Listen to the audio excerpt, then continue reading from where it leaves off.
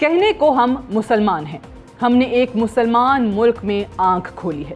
پاکستان کا سرکاری مذہب بھی دین اسلام ہے۔ ہماری سرکار اور ریاست کے امور بھی کہنے کو ایک اسلامی آئین کے تحت چلائے جا رہے ہیں۔ مساجد کو دیکھا جائے تو ہمیں اپنی مساجد بھری ہوئی دکھائی دیتی ہیں۔ نماز جمعہ اہتمام کے ساتھ ادا کی جاتی ہے۔ سرکاری اور پرائیویٹ اداروں میں نماز جمعہ کی خصوصی بریک بھی دی جاتی ہے، جبکہ پاکستان کے بہت سارے علاقوں میں مارکیٹس اور کاروبار جمعے کے روز بند رہتے ہیں۔ نمازی اکثریت میں ہیں، مگر افسوس کے ساتھ پاکستان میں ایمان نہیں ہے۔ ہم مومن کہلانے کے حقدار بھی نہیں ہیں۔ قرآن مجید میں اللہ تعالیٰ فرماتے ہیں، اگر تم ایمان والے ہو تو تم ہی غالب آؤ گے، لیکن ہم تو غالب نہیں ہیں۔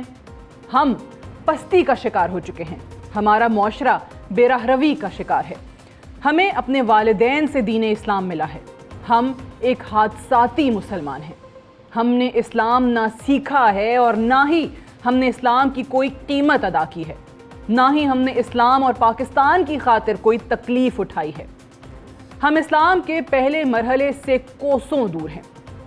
اللہ تعالیٰ قرآن مجید میں فرماتے ہیں، اے لوگو جو ایمان لائے ہو، ایمان لاؤ اللہ پر اور اس کے رسول پر اور اس کی کتاب پر جو اللہ نے اپنے رسول پر نازل کی ہے۔ کیا ہم کہہ سکتے ہیں کہ ہم صحیح معنوں میں مومن ہیں؟ نہیں، ہم صرف کہنے کو مومن ہیں۔ ہمیں دین اسلام ورثے میں ملا ہے۔ نہ ہم نے دین اسلام کو حاصل کرنے کے لیے کوئی کاوش کی اور نہ ہی ہم نے اللہ کی کتاب قرآن مجید سے رہنمائی لینے کی کوشش کی۔ ہم پاکستانی، بلکہ اگر اور بہتر انداز میں کہیں تو آج مسلم امہ میں بسنے والوں کے دلوں میں ایمان نہیں ہے۔ ہم بس اپنے والدین سے ملے ہوئے مذہب کی پیروی کر رہے ہیں اور اپنے آپ کو مسلمان کہلاتے ہیں۔ ہمیں اللہ کے کلام قرآن مجید اور پیارے نبی حضرت محمد مصطفیٰ صلی اللہ علیہ وآلہ وسلم کی تعلیمات پر بھروسہ ہوتا تو ہمارے اعمال یکسر مختلف ہوتے۔ ہم نے قرآن کو پڑھنے کی کوشش ہی نہیں کی، نہ ہم نے کبھی نبی پاک صلی اللہ علیہ وآلہ وسلم کی زبان عربی سیکھنے کی کوشش کی۔ ہم بے ایمان ہو چکے ہیں۔ اگر ہمارا ایمان مضبوط ہوتا اور ہم قرآن کو پڑھ رہے ہوتے اور اس پر عمل کر رہے ہوتے تو کیا پاکستان میں سودی نظام رائج ہوتا؟ نبی پاک صلی اللہ علیہ وآلہ وسلم فرماتے ہیں، اس شخص کا قرآن پر ایمان نہیں جو اس کی حرام کردہ اشیاء کو حلال جانتا ہے۔ آج ہمارے معاشرے میں سود کو حلال جانا جاتا ہے اور ہماری پوری معیشت کی بنیاد سودی نظام پر قائم ہے۔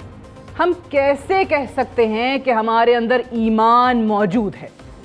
ایمان کی عدم موجودگی اس بات سے بھی واضح ہے کہ ہمارے ہاں کسی کمزور کو نہ انصاف کی فراہمی میسر ہے اور نہ ہی ہماری ریاست کسی کمزور کو تحفظ فراہم کر سکتی ہے۔ تعلیم، صحت اور دیگر ضروریات زندگی کی بات کی جائے تو ہم اپنی ریاست کو ایک ناکام ریاست بنا چکے ہیں۔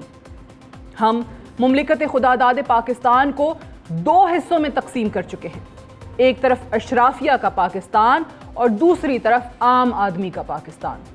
آج ریاست پاکستان بہت سارے اندرونی اور بیرونی خطرات سے دوچار ہے۔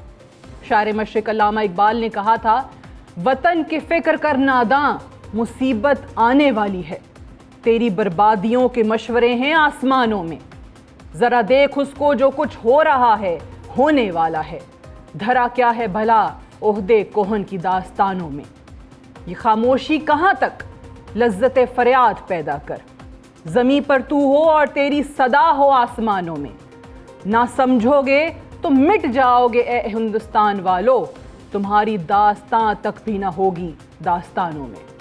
یہ جو ہم سب کچھ دیکھ رہے ہیں، ہم بھگت رہے ہیں، یہ سب کچھ سزا ہے۔ ہم اپنے قیام کے مقاصد کو بھلا کر دنیا کی بھول بھلائیوں میں مصروف ہو چکے ہیں۔ ہم وعدہ خلافی کر رہے ہیں اس عہد سے جو ہم نے قیام پاکستان کے وقت کیا تھا۔ ہم نے اسلام کے نام پر یہ ریاست حاصل کی تھی۔ دنیا میں کوئی ملک اسلام کے نام پر نہیں بنایا گیا۔ یہ سرزمین پہلے بھی یہاں موجود تھی، مگر اللہ تعالیٰ نے ہمیں ایک الگ پہچان دی تھی اور وہ پہچان دین اسلام کی سربلندی تھی۔ पाकिस्तान ही दुनिया की तारीख में वाहिद मुल्क है जो दीन इस्लाम के नाम पर बना था। हमें सोचना चाहिए कि हम कहाँ खड़े हैं, सोचना चाहिए कि हमारा अंजाम क्या होगा। हमने अपनी गलतियों की तलाफी ना की तो हमारी मुश्किलात में मज़ीद इजाफा होगा। हमें आज अपने अंदर फिर से ईमान पैदा करने की ज़रूरत है। ईमान होगा तो हम अपनी मंजिल का तयन कर सकेंगे। रियासत पाकिस्तान को एक रीसेट की ज़रूरत है। निज़ाम की तब्दीली वक्त का तकाज़ा है। निज़ाम की तब्दीली भी सिर्फ़ और सिर्फ कुरान और सुन्नत की हिदायत की रोशनी में। हमें आज एक इस्लामी इंकलाब चाहिए, वरना सब जानते हैं तेरी बर्बादियों के मशवरे हैं आसमानों में।